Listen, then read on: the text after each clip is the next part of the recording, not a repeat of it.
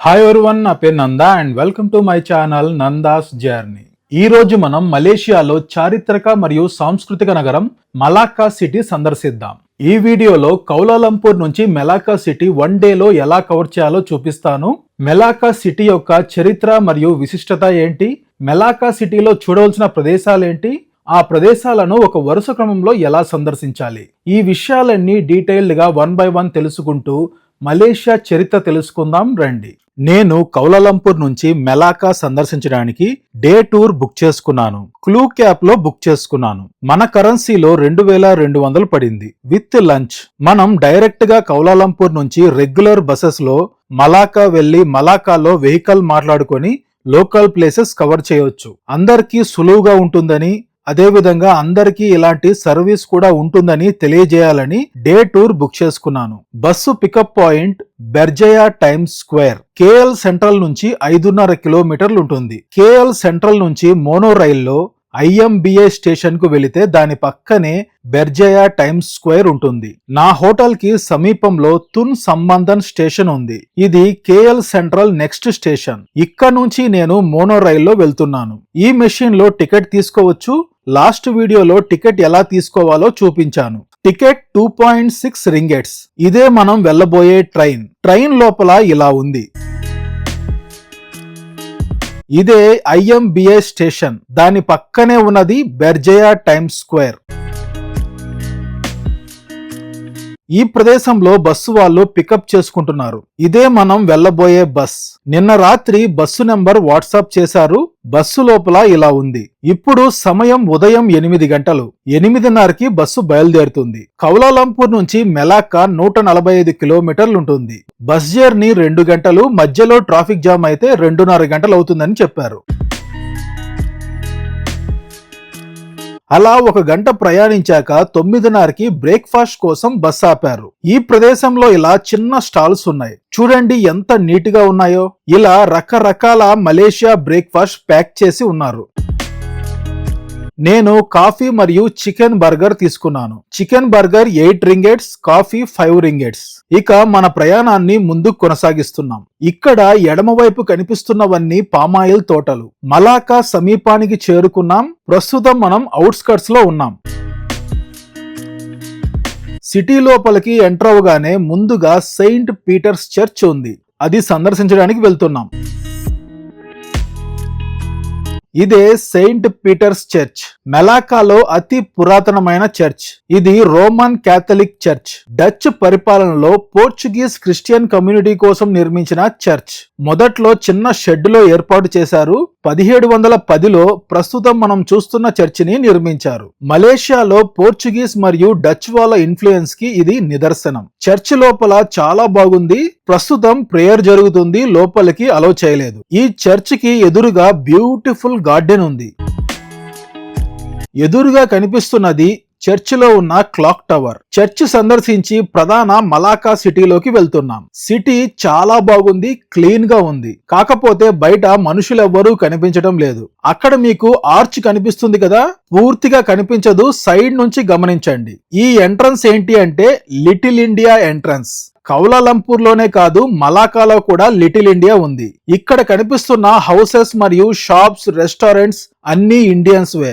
Indians అంటే ముఖ్యంగా తమిళ వాళ్ళవి. తెలుగు వాళ్ళు కూడా ఉంటారు. లిటిల్ ఇండియా దాటగానే డచ్ స్క్వేర్ ఉంటుంది. బస్సు వాళ్ళు ఈ ప్రదేశంలో ఆపారు. ఇక్కడ నుంచి మనం నడుచుకుంటూ అన్ని ముఖ్యమైన ప్రదేశాలను సందర్శిస్తాం. ఎగ్జాక్ట్ గా లిటిల్ ఇండియా చివర ఆపారు. ఈ ప్రదేశం అంతా లిటిల్ ఇండియా. మనం ఇక ముందుకు కొనసాగుదాం. ఇది మలాక్కా ఓల్డ్ సిటీ. దీన్ని డచ్ స్క్వేర్ మరియు రెడ్ స్క్వేర్ అని పిలుస్తారు. ఈ ప్రదేశంలో మరో పురాతన చర్చ్ ఉంది, సెయింట్ జేవియర్ చర్చ్. ఇక్కడ మీరు గమనించవచ్చు, welcome to Malacca world heritage city. మనం ఎన్నో వరల్డ్ హెరిటేజ్ సైట్స్ చూసాం. ఇది వరల్డ్ హెరిటేజ్ సిటీ. మన ఇండియాలో 2 జైపూర్ మరియు అహ్మదాబాద్ ను వరల్డ్ హెరిటేజ్ సిటీస్ గా గుర్తించారు. దీనికి ఎదురుగా ఉన్న పురాతన కోట ఆనవాళ్లను గుర్తించవచ్చు. ఇది మెలాకాలో మొట్టమొదటిగా నిర్మించిన కోట. బ్రిటిష్ వాళ్ళు దీన్ని పూర్తిగా ధ్వంసం చేశారు. ఇప్పుడు వాటి శిథిలాలను మాత్రమే మనం చూడగలం. పోర్చుగీస్ వాళ్ళు ఈ కోటను మొదటిగా నిర్మించారు. 1511 నుంచి 1641 వరకు పాలించారు. ఆ తర్వాత డచ్ వాళ్ళు 180 ఏళ్లు పరిపాలించారు. తరువాత వచ్చిన బ్రిటిష్ వాళ్ళు దీన్ని ధ్వంసం చేశారు. దీని పక్కనే మెలాకా రివర్ ప్రవహిస్తుంది. ఇదంతా మెలాకా రివర్. మెలాకా అనే పేరుకి ఈ నదికి మన హిందూ రాజుకి సంబంధం ఉంది. దీన్ని మనం తరువాత చివర్లో సందర్శిద్దాం. అప్పుడు మీకు క్లియర్ డీటెయిల్స్ ఇస్తారు. రండి ఇప్పుడు మనం డచ్ స్క్వేర్ సందర్శిద్దాం. ఈ ప్రదేశాన్ని డచ్ స్క్వేర్ లేదా రెడ్ స్క్వేర్ అని పిలుస్తారు. ఈ మార్గంలో ఉన్న బిల్డింగ్స్ అన్ని రెడ్ కలర్ లో ఎందుకున్నాయో తెలుసా? ఆ కాలంలో మలేషియా ప్రజలు పాన్ లేదా పొగాకు నమిలి ఊసేవారు. దీంతో డచ్ వాళ్ళ భవనాలన్నిటికీ ఎరుపు రంగు వేశారు. పొగాకు ఊసినప్పుడు ఆ రంగులో కలిసిపోయి నార్మల్ గా ఉంటుందని వాళ్ళ అభిప్రాయం. కానీ కొంతమంది చెప్పేదేంటంటే బ్రిటిష్ వాళ్ళ కాలంలో ఈ భవనాలకు రెడ్ కలర్ వేశారు. మన దేశంలోని బ్రిటిష్ వాళ్ళ భవనాలకు కూడా ఎరుపు రంగు ఉంటుంది. ఈ భవనాలన్నీ ఇంచుమించుగా 400 ఏళ్ల నాటి పురాతన కట్టడాలు. ఇక్కడ ఒక ఆర్టిస్ట్ పెయింటింగ్ వేస్తున్నారు. ఫోటో చూసి యాజ్ ఇట్ ఈస్ గా పెయింటింగ్ చేస్తున్నారు. ఇదే డచ్ స్క్వేర్. ఇక్కడ పురాతన చర్చ్ మరియు డచ్ వాళ్ళ పరిపాలనా భవనం ఉంటుంది. చూడండి ఈ ప్రదేశం అంతా ఎంత బాగుందో.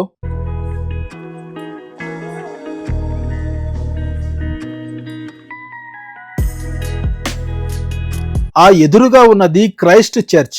ఈ రైట్ సైడ్ ఉన్న భవనం స్టడ్ హౌస్, డచ్ వాళ్ళ పరిపాలనా భవనం. ఎడమవైపు ఉన్నది క్లాక్ టవర్. డచ్ వాళ్ళు 1641లో మలాకాను పోర్చుగీస్ నుండి స్వాధీనం చేసుకున్న తర్వాత 17వ శతాబ్దంలో ఈ స్క్వేర్ ని నిర్మించారు. డచ్ కాలంలో ఇది అడ్మినిస్ట్రేటివ్ సెంటర్ గా ఉండేది. ఇటువైపు కనిపిస్తున్న ఈ భవనం స్టడ్ హౌస్ 1650లో నిర్మించారు. ఇది ఈస్ట్ ఏషియాలో అతి పురాతన డచ్ భవనం. ఈ భవనం డచ్ గవర్నర్ ఆఫీస్ మరియు నివాసంగా ఉండేది. ఇప్పుడు దీనిని హిస్టరీ మరియు ఎథ్నోగ్రఫీ మ్యూజియం గా మార్చారు. తరువాత లోపలికి వెళ్దాం. ఇటు ఎడమ వైపు ఉన్నది క్లాక్ టవర్. బ్రిటిష్ వాళ్ళ కాలంలో నిర్మించారు. ఇంకొంచెం ముందుకు వస్తే అందమైన ఫౌంటైన్ ఉంది. ఎంత బ్యూటిఫుల్ గా ఉందో చూడండి. దీన్ని కూడా బ్రిటిష్ వాళ్ళ పరిపాలనా కాలంలో నిర్మించారు. బ్రిటిష్ రాణి విక్టోరియా పేరు మీద దీనికి విక్టోరియా ఫౌంటైన్ అనే పేరు పెట్టారు. ఆ ఎదురుగా ఉన్నది క్రైస్ట్ చర్చ్. 1753లో డచ్ వాళ్ళ పరిపాలనా కాలంలో 100 ఏళ్లు పూర్తయిన సందర్భంగా ఈ చర్చ్ ని నిర్మించారు. ఈ మార్గంలో చిన్న చిన్న షాప్స్ ఉన్నాయి. క్లాత్స్, సన్ గ్లాసెస్, క్యాప్స్, కొన్ని ఆర్నమెంట్స్ లభిస్తున్నాయి. ఇంట్రెస్ట్ ఉన్న వాళ్ళు ట్రై చేయండి. రండి చర్చ్ లోపల ఎలా ఉంటుందో చూద్దాం. లోపల సింపుల్ గా బాగుంది. పాస్టర్ గారు స్పీచ్ ఇస్తున్నారు. ఈ ప్రదేశంలో ఈ రిక్షాలను గమనించండి, చాలా ప్రత్యేకంగా ఉన్నాయి. ఇప్పుడు రిక్షా ఎక్కే వాళ్ళు ఎవరూ లేరు కాబట్టి వాటిని ఇలా అందంగా డెకరేట్ చేసి ఈ చుట్టూ ఉన్న పర్యాటక ప్రదేశాలు చూపిస్తూ తిప్పుతారు. చాలా వరకు ఈ రిక్షాల్లో బాలీవుడ్ సాంగ్స్ ప్లే చేస్తున్నారు. కొన్నిటిలో ఇంగ్లీష్ సాంగ్స్ ప్లే చేస్తున్నారు. చూడటానికైతే చాలా బాగున్నాయి. ఇప్పుడు మనం ఈ సమీపంలో ఉన్న చిన్న కొండపైకి వెళ్ళాలి. ఈ భవనంలో నుంచి పైకి వెళ్ళాలి. రండి వెళ్దాం. అలా పైకి రాగానే వ్యూ ఎంత బాగుందో చూడండి. రండి లోపలికి వెళ్దాం. ఇది మ్యూజియం. ఇక ఇటువైపు నుంచి బయటికి వెళ్లి కొండపైకి వెళ్ళాలి. అలా కొంచెం ముందుకు నడుచుకుంటూ వస్తే పురాతన కాలం నాటి ఫైర్ ఇంజిన్ కనిపించింది. ఇది బ్రిటిష్ కాలం నాటి ఫైర్ స్టేషన్. ఇలా మెట్లెక్కి కొండపైకి వెళితే సెయింట్ పాల్ చర్చ్ ఉంటుంది. ఈ కొండని సెయింట్ పాల్ హిల్ అని పిలుస్తారు. పైకి రాగానే సిటీ వ్యూ చాలా బాగుంది. 1511లో పోర్చుగీస్ వాళ్ళు ఈ ప్రాంతాన్ని ఆక్రమించిన సమయంలో చిన్న క్యాథలిక్ చాపల్ నిర్మించారు. 1521లో పోర్చుగీస్ సీ కెప్టెన్ భయంకరమైన తుఫాను నుండి బయటపడటం వల్ల అందుకు కృతజ్ఞతగా అవర్ లేడీ చాపల్ నిర్మించి మేరీ మాతకు అంకితం ఇచ్చారు. ఆ తరువాత కొంతకాలానికి చర్చిగా మారింది. అసలు ఈ చర్చికి ఇంత ప్రాధాన్యత రావడానికి కారణం సెయింట్ ఫ్రాన్సిస్ జేవియర్ 1553లో చైనాలో మరణించారు. తన పార్థివ దేహాన్ని చైనా నుంచి ఈ ప్రదేశానికి తీసుకువచ్చి సంవత్సరం పాటు ఇక్కడే ఉంచారు. ఆ తరువాత గోవాకి తీసుకెళ్లారు. గోవా వీడియోలో ఓల్డ్ గోవా చర్చెస్ గురించి చెప్పినప్పుడు ఈ స్టోరీని చెప్పాను. తన శరీరం పాడవకుండా సున్నం నింపారు అని చెప్పాను. ఒకరిద్దరు అలా ఎలా మాట్లాడతావు బుద్ధి లేకుండా, శరీరంలో ఎవరైనా సిమెంట్ పెడతారా, సెన్స్ ఉందా అని కామెంట్లు చేశారు. బాబు, సున్నంకి సిమెంట్ కి తేడా తెలుసుకోండి. ఆ కాలంలో అసలు సిమెంటే లేదు. పుత్తూరు కట్టు కట్టేటప్పుడు సున్నంతో కడతారు, అంటే అది సిమెంట్ తో కడతారా? కొన్ని పదార్థాలు ఆయుర్వేద వనమూలికలతో తయారు చేసిన సున్నం నింపి శరీరం చెడిపోకుండా చేశారు. ఎందుకు అంటే తన శరీరాన్ని యూరప్ తీసుకెళ్లాలి. ఇప్పటిలాగా ఆ కాలంలో ఫ్లైట్లు లేవు కదా, డైరెక్ట్ గా ఫ్లైట్ ఎక్కి వెళ్ళిపోవడానికి సముద్ర మార్గం ద్వారా వెళ్ళాలి. అది కూడా క్లైమేట్ అనుకూలంగా ఉన్న సమయంలోనే ప్రయాణించాలి. కొన్ని నెలల సమయం పడుతుంది. అందుకు శరీరం పాడవకుండా చేశారు. గోవా నుంచి మళ్ళీ యూరప్ కి వెళ్లారు. ఆ శరీరం మిరాకిల్ గా కొన్ని సంవత్సరాలు గడిచినా చెడిపోకుండా అలాగే ఉంది. దీంతో ఆ శరీరాన్ని మళ్ళీ గోవాకి తీసుకొచ్చి సెయింట్ జేవియర్ చర్చ్ నిర్మించి అందులో ఉంచారు. ఇప్పటికీ మీరు గోవాలో ఆ చర్చిలో తన శరీరాన్ని దర్శించవచ్చు. ఇప్పటికైనా క్లారిటీ వచ్చిందా? ఇంకా ఏమైనా కన్ఫ్యూజన్ ఉందా? మీకు కింద చూపించాను కదా క్రైస్ట్ చర్చ్. ఆ చర్చ్ నిర్మించాక ఈ చర్చ్ ప్రాముఖ్యత కోల్పోయింది. ఆ తరువాత ఇలా శిథిలంగా మారిపోయింది. ఈ ప్రదేశంలోనే సెయింట్ జేవియర్ గారి పార్థివ దేహాన్ని సంవత్సరం పాటు సమాధి చేశారు. ఈ కొండపై నుంచి సిటీ వ్యూ ఎంత బాగుందో చూడండి. ఆ దూరంగా కనిపిస్తున్నది సముద్రం. కాకపోతే ఆ సముద్రంలోకి పర్యాటకులను అలౌ చేయట్లేదు. ఆ సముద్రం ముందు కనిపిస్తున్న బిల్డింగ్స్ అన్ని సముద్రం నుంచి ల్యాండ్ క్రియేట్ చేసి దానిపై నిర్మించిన భవనాలు. సముద్రాన్ని వెనక్కి నెడుతూ ల్యాండ్ ని క్రియేట్ చేశారు. Land reclaim from see. ఇక్కడ కనిపిస్తున్న పెద్ద పెద్ద భవనాలు మరియు కౌలాలంపూర్ లో ఉన్న పెద్ద పెద్ద భవనాలు కూడా చైనా వాళ్ళే నిర్మించారట. ఇది జపాన్ టెక్నాలజీ, నిర్మించింది చైనా కాంట్రాక్టర్స్. చాలా వరకు చైనా వాళ్ళ టెక్నాలజీ అంతా జపాన్ ని కాపీ చేసిందే. ఇక్కడ గైడ్ చెప్పింది ఏంటంటే చైనా వాళ్ళ స్పెషాలిటీ జపాన్ టెక్నాలజీని వాడుకొని తక్కువ ఖర్చుతో తక్కువ టైంలో భవనాలను నిర్మిస్తారట. అందుకే ఎక్కువగా వాళ్ళకే కాంట్రాక్ట్ ఇస్తారు. ఇప్పుడు మనం వచ్చిన మార్గంలో కాకుండా వేరే మార్గంలో మెట్లు దిగుతూ కిందకి వెళ్దాం. అలా కిందకి రాగానే ఫెమోసా ఫోర్ట్ ఉంది. ఆల్రెడీ మీకు మొదట్లో కోట శిథిలాలు చూపించాను కదా, ఇది కూడా అందులో భాగమే. ఇది రక్షణ కోటగా ఉండేది. బ్రిటిష్ వాళ్ళు మొత్తం ధ్వంసం చేశారు. ఈ చిన్న భాగం మాత్రమే మిగిలి ఉంది. ఆ ఎదురుగా కనిపిస్తున్నది ఇండిపెండెన్స్ మ్యూజియం. ఇందులో మలేషియా ఇండిపెండెన్స్ ట్రబుల్ గురించి తెలుసుకోవచ్చు. ఇండిపెండెన్స్ కోసం ఎవరు కృషి చేశారు, ఏమి జరిగింది, ఆ విషయాలన్నీ తెలుసుకోవచ్చు. నేను లోపలికి వెళ్ళలేదు, కానీ బయట ఒక ఇంట్రెస్టింగ్ కారు ఉంది, రండి చూపిస్తాను. ఇది మలేషియాని పరిపాలించిన మొదటి ప్రధాని ఉపయోగించిన కారు. నాకెందుకో కొత్తగా వచ్చే కార్ల కంటే పాత కార్ల డిజైన్లు చాలా బాగుంటాయి అనిపిస్తుంది. మీలో ఎంతమందికి ఇలా అనిపిస్తుందో చెప్పండి. ఇటువైపు ఉన్నవి ఆ కాలం నాటి ఆర్మీ జీప్స్. మనం ఇటువైపు నడుచుకుంటూ వెళితే సుల్తాన్ ప్యాలెస్ ఉంది. సుల్తాన్ మన్సూర్ షా మలాకా సుల్తానేట్ యొక్క 6వ సుల్తాన్. అతని పాలనా కాలం 1459 నుంచి 1477. ఇది మలాకా చరిత్రలో గోల్డెన్ ఏజ్ గా పరిగణిస్తారు. ఆ సమయంలోనే ఈ ప్యాలెస్ నిర్మించారు. 1511లో పోర్చుగీస్ వాళ్ళు మలాకాని స్వాధీనం చేసుకున్నప్పుడు ఈ ప్యాలెస్ ని ధ్వంసం చేశారు. ప్రస్తుతం ఉన్న ఈ ప్యాలెస్ ఒరిజినల్ కాదు, ఒరిజినల్ ప్యాలెస్ యొక్క రెప్లికా. చూడటానికి చాలా బాగుంది. ఇప్పుడు సమయం మధ్యాహ్నం 12:45 అయింది. లంచ్ చేయడానికి వెళ్తున్నాం. దీని సమీపంలో మ్యారిటైన్ మ్యూజియం ఉంది, సముదేరా మ్యూజియం. ఇలా పురాతన కాలం నాటి ఓడ ఆకారంలో ఉంటుంది. ఫోటోలు దిగడానికి చాలా బాగుంటుంది. ఈ టైంలో క్లోజ్ చేసి ఉంటారని తీసుకెళ్లలేదు. మీరు వచ్చినప్పుడు వెళ్ళడానికి ట్రై చేయండి. ఫ్రెష్ అప్ అవడానికి ఈ సమీపంలో ఉన్న షాపింగ్ మాల్ లోకి తీసుకెళ్లారు. రండి, బస్ ఎక్కి రెస్టారెంట్ కి వెళ్దాం. చూడండి, ఈ రోడ్ల మీద ఒక్కరు కూడా కనిపించడం లేదు. ఇదే మనం లంచ్ చేసే రెస్టారెంట్. ఇక్కడ బాబా న్యోన్యా అనే కల్చర్ ఉంది. దాని గురించి డీటెయిల్డ్ గా తర్వాత చెప్తాను. చైనా వాళ్ళు మలేషియా వాళ్ళని వివాహం చేసుకొని ఏర్పడిన కమ్యూనిటీని బాబా న్యోన్యా అని పిలుస్తారు. చైనా మలాయ్ కలిసిన ప్రత్యేకమైన ఆహారం ఇక్కడ స్పెషల్. ఒక టేబుల్ కి 6 మందిని కూర్చోబెట్టారు. వాళ్ళు సర్వ్ చేసిన ఫుడ్ ని 6 మంది షేర్ చేసుకోవాలి. ముందుగా ఆయుర్వేదిక్ టీ ఇచ్చారు. 7 డిషెస్ సర్వ్ చేస్తామని చెప్పారు. Rice, omelette, chicken curry, tofu curry, fish fry with soya sauce, prawns curry, ఆకుకూర, సమ్ సలాడ్. ఫుడ్ బాగుంది. మన సౌత్ ఇండియన్ టేస్ట్ కి తగ్గట్టుగా ఉంది. నాకైతే నచ్చింది. తరువాత చివర్లో లోకల్ ట్రెడిషనల్ డెజర్ట్ ఇచ్చారు. దీని పేరు సెందోల్. మలేషియా, సింగపూర్, ఇండోనేషియాలో అత్యంత ప్రసిద్ధమైన డెజర్ట్. దీనిని గ్రీన్ జెల్లీ స్ట్రిప్స్, కొబ్బరి పాలు, palm sugar syrup, kidney beans, దానిపైన ఐస్ కలిపి తయారు చేశారు. బాగుంది. మలేషియా వస్తే ట్రై చేయండి. రండి మన ప్రయాణాన్ని ముందుకు కొనసాగిద్దాం. ఇప్పుడు మనం ఒక ప్రత్యేకమైన మసీదును చూడటానికి వెళ్తున్నాం. ఇదే ఆ మసీదు. సముద్రంలో ఉన్న మసీదు. మెలాకా స్ట్రైట్స్ మాస్క్. ఆర్టిఫిషియల్ గా క్రియేట్ చేసిన దీవిలో ఈ మసీదును నిర్మించారు. ఇది మెలాకాలో ఒక ప్రత్యేకమైన ఆకర్షణ.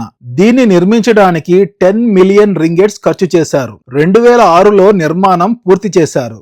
మేము వెళ్లిన సమయంలో లోపలికి అలౌ చేయలేదు. సముద్రం ఒడ్డున కొంత టైం స్పెండ్ చేసి తిరిగి వెళ్తున్నా. ఇప్పుడు మనం చివరి స్టాప్ దగ్గరకు వచ్చాం. బస్సు వాళ్ళు ఆపిన ప్రదేశంలో ఒక ప్రత్యేకమైన ఆకర్షణ ఉంది. ఈయన Gan Boon Leong, the father of bodybuilders in మలేషియాగా పిలుస్తున్నారు. తను Mister Malacca, Mister Malaysia, Mister Asia, Mister Universe పథకాలు పొందారు. ఆ వెనుక ఉన్న జిమ్ కూడా వాళ్ళదే. అప్పటి నుంచి కొనసాగుతుంది. ఇప్పుడు మనం మలాకాలో మోస్ట్ పాపులర్ జోంకర్ స్ట్రీట్ సందర్శిద్దాం. ఆ ఎదురుగా ఉన్నది జోంకర్ స్ట్రీట్. రండి సందర్శిద్దాం. ఈ ప్రదేశం సందర్శించడానికి 50 నిమిషాల టైం ఇచ్చారు. ఈ ప్రదేశం అంతా పురాతన భవనాలతో, రెస్టారెంట్స్, కెఫేస్, షాపింగ్ ఏరియాతో చాలా బాగుంటుంది. అలా కొంచెం ముందుకు రాగానే 2 మార్గాలున్నాయి. ఒక మార్గంలో వెళ్లి ఒక మార్గంలో రిటర్న్ వద్దాం. మనం ఆ ఎడమ వైపు ఉన్న మార్గంలో వెళ్దాం. ఈ మార్గంలో పురాతన ఆలయం, మసీదు మరియు చైనా ఆలయం ఉంది. అవి చూసుకొని రిటర్న్ లో ఈ మార్గంలో వద్దాం. జోంకర్ స్ట్రీట్, దీన్ని జోంకర్ వాక్ అని కూడా పిలుస్తారు. మెలాకా నగరంలో చైనా టౌన్, నగరంలోని హృదయ భాగంగా చెబుతారు. జోంకర్ స్ట్రీట్ 15వ శతాబ్దం నుంచి 19వ శతాబ్దం వరకు చైనీస్ వ్యాపారులు నివసించిన ప్రదేశం. రంగురంగుల షాపులు, ఇల్లు, రెస్టారెంట్స్, కేఫ్స్ తో చాలా బాగుంది. ముఖ్యంగా పెరనాకన్ సంస్కృతి ఇక్కడ బలంగా కనిపిస్తుంది. మెలాకా చైనీస్, మలాయ్, ఇండియన్, పెరనాకన్ సంస్కృతుల మిశ్రమం. ఇంతకు ముందు మీకు చెప్పాను కదా బాబా న్యోన్యా అని. అదే పెరనాకన్ సంస్కృతి. చైనా నుంచి వచ్చిన వ్యాపారస్తులు ఇక్కడే స్థిరపడి మలేషియా మహిళలను వివాహం చేసుకున్నారు. దీన్నే బాబా న్యోన్యా సంస్కృతి అంటారు. బాబా అంటే మగవారు, చైనా మగవారు, న్యోన్యా అంటే మలేషియా ఆడవారు. వీరి సంఖ్య ఈ ప్రదేశంలో ఎక్కువగా ఉంటుంది. దీన్నే పెరనాకన్ సంస్కృతి అని కూడా పిలుస్తారు. అలా నడుచుకుంటూ వస్తున్న సమయంలో ముందుగా చైనీస్ టెంపుల్ కనిపించింది. రండి లోపలికి వెళ్దాం. చెంగ్ హూన్ టెంగ్ టెంపుల్ మలేషియాలోనే అత్యంత పురాతనమైన చైనీస్ టెంపుల్. దీన్ని టెంపుల్ ఆఫ్ గ్రీన్ క్లౌడ్ అని కూడా పిలుస్తారు. ఇది బుద్ధిజం, కన్ఫ్యూజియనిజం, తావోయిజం మూడింటిని కలిపి ప్రాక్టీస్ చేసే టెంపుల్. మెలాకా చైనీస్ కమ్యూనిటీకి ముఖ్యమైన స్పిరిచువల్ సెంటర్. చూడటానికి చాలా బాగుంది. చాలా కలర్ఫుల్ గా, అట్రాక్టివ్ గా ఉంది.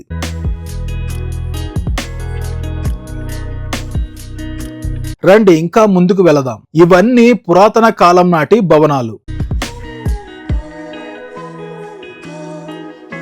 అలా నడుచుకుంటూ వస్తే మసీదు కనిపించింది. ఇది కంపుంగ్ క్లింగ్ మాస్క్, మెలాకాలో అతి పురాతనమైన మసీద్. 1748లో ఇండియన్ ముస్లిం వ్యాపారుల చేత మొదట వుడన్ స్ట్రక్చర్ గా నిర్మించబడింది. 1872లో ఇటుకలతో రీబిల్డ్ చేశారు. మసీదు లోపల ఇలా ఉంది. పురాతన నిర్మాణం చాలా బాగుంది.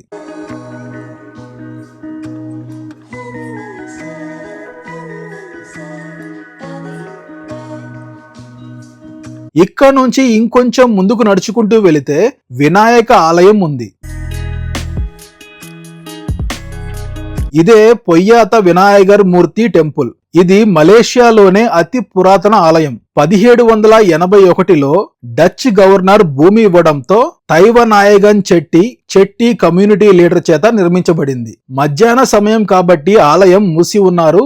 సాయంత్రం 4:30కి ఓపెన్ చేస్తారట. అలా కొంచెం ముందుకు వచ్చి రైట్ సైడ్ ఉన్న వీధిలో వెళ్తున్నాను. అలా ముందుకు వెళితే జోంకర్ స్ట్రీట్ కుడివైపు ఉన్న మార్గంలో ప్రవేశిస్తాం.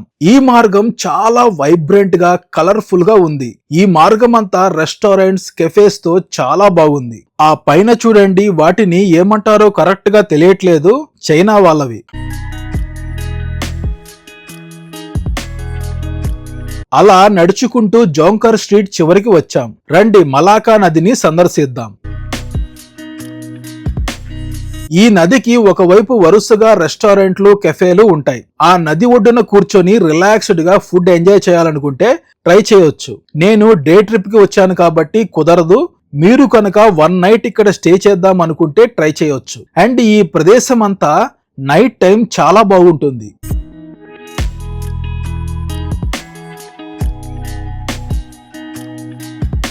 మీకు ఈ నదికి మలాకా అనే పేరుకి హిందూ రాజుకి సంబంధం ఉంది అని చెప్పాను కదా, దాని చరిత్ర తెలుసుకుందాం. మలాకా నగరాన్ని 1396 నుంచి 1400 సంవత్సరాల మధ్య సుమత్రా నుంచి వచ్చిన పరమేశ్వర అనే రాజు స్థాపించాడు. మలాకా సుల్తానేట్ స్థాపకుడు పరమేశ్వర. తరువాత ఇస్కందర్ షాగా మారిన హిందూ రాజు సింగపూర్ నుండి మజాపహిద్ దాడి తర్వాత పారిపోయి మలేషియా పెనున్సులాలో కొత్త రాజ్యం స్థాపించాలని వెతుకుతున్నాడు. ఒకరోజు వేట తర్వాత అతను మలాకా రివర్ దగ్గర ఒక చెట్టు కింద విశ్రాంతి తీసుకుంటున్నాడు. అతని వేట కుక్క ఒక చిన్న మౌస్ డీర్ ను కార్నర్ చేసింది. మౌస్ డీర్ ఇలా ఉంటుంది, చిన్న సైజులో ఎలుక, జింక మిశ్రమంగా ఉంటుంది. ఆ మౌస్ డీర్ భయపడకుండా ధైర్యంగా వేట కుక్కను తన్ని నదిలోకి తోసేసింది. ఈ సీన్ చూసిన పరమేశ్వర ఆశ్చర్యపోయాడు. ఇక్కడ బలహీనమైన జంతువు కూడా బలవంతుణ్ణి ఓడిస్తుంది, ఇది మంచి శకునం అనుకున్నాడు. అతను ఆ చెట్టు పేరు ఏమిటి అని అడిగాడు. అతని అనుచరులు ఇది మెలాకా చెట్టు అని చెప్పారు, అంటే మన భాషలో ఉసిరి చెట్టు. అతను ఈ ప్రదేశాన్ని మెలాకా అనే పేరు పెట్టాడు. అలా ఈ ప్రదేశానికి మెలాకా అనే పేరు వచ్చింది. ఈ నది సమీపంలోనే సముద్రంలో కలుస్తుంది. పూర్వకాలంలో మెలాకా సీపోర్ట్ కి ఈ నదిని కనెక్ట్ చేసి పడవల ద్వారా సరుకు రవాణా చేసేవాళ్ళు. ఇప్పుడు టూరిజం కోసం బోట్లు నడుపుతున్నారు. ఈ నదిలో బోటింగ్ కి వెళ్ళొచ్చు. ఇంట్రెస్ట్ ఉన్న వాళ్ళు బోటింగ్ ట్రై చేయొచ్చు. లొకేషన్ మాత్రం చాలా బ్యూటిఫుల్ గా ఉంది. అలా కొంత టైం స్పెండ్ చేశాను. సాయంత్రం 4 గంటలకల్లా బస్సు దగ్గరకు రమ్మని చెప్పారు. ఇక తిరిగి నడుచుకుంటూ బస్సు దగ్గరకు వెళ్తున్నాను. రిటర్న్ వచ్చేటప్పుడు కుడివైపు ఉన్న మార్గం చూపిస్తానని చెప్పాను కదా, ఆస్వాదించండి. ఇంతటితో మన మలాకా సందర్శన పూర్తయింది. తిరిగి బస్సులో కౌలాలంపూర్ కి వెళ్తున్నాను. కౌలాలంపూర్ చేరుకునే సమయానికి సాయంత్రం 6:30 అయింది. ఎక్కడైతే బస్సు ఎక్కామో అక్కడే డ్రాప్ చేశారు. అక్కడి నుంచి మోనోరైల్ తీసుకొని హోటల్ చేరుకున్నాను. మలేషియా వీడియోస్ అన్ని మలేషియా ప్లేలిస్ట్ లో ఇస్తాను, చెక్ చేయండి. ఈ వీడియోకి సంబంధించి మీకు ఏమైనా డౌట్స్ ఉంటే కామెంట్ సెక్షన్ లో కామెంట్ చేయండి, రిప్లై ఇస్తాను. ఈ వీడియో మీకు నచ్చితే లైక్ చేయండి, షేర్ చేయండి అండ్ సబ్స్క్రైబ్ చేసుకోండి. బెల్ ఐకాన్ ప్రెస్ చేయడం మర్చిపోవద్దు.